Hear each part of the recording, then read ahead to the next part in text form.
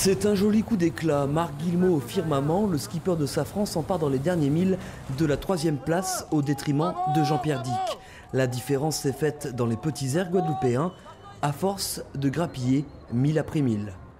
Il y a des premières places qu'il faut aller vraiment chercher. Celle-là, c'était une 3e place qu'il fallait vraiment aussi aller chercher. Et il a fallu s'arracher dans tous les sens du terme pour la voir au moment où il faut la voir, c'est-à-dire au passage de la ligne. C'est vrai que c'était un travail de longue haleine. La nuit noire et un sourire de circonstance. Jean-Pierre Dick termine ce Rome au pied du podium, 4e donc, à 3 heures de la 3e place de Marc Guillemot. Fatigue et déception l'accompagnent sur le ponton. J'aurais bien sûr préféré la 3e place, parce que c'était aussi mon objectif.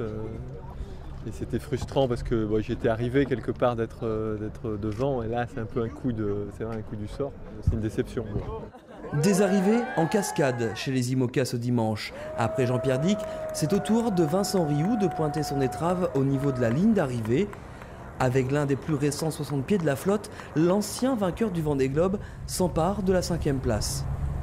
Ceux qui avaient un nouveau bateau et qui avaient forcément envie déjà d'apprendre à s'en servir avant de le casser, et puis après, qui n'avaient pas forcément encore trouvé les manettes comme moi, c'était pas une course facile pour nous. Maintenant voilà, je pense qu'il y avait quand même une carte à jouer. C'est bien connu, c'est dans les vieux pots que l'on fait les meilleures soupes. Et la soupe à la grimace, c'est pour les dernières générations qui ne trustent que les places d'honneur sans connaître la joie du podium. Il va falloir sans doute un peu de temps et de mille pour en tirer la quintessence.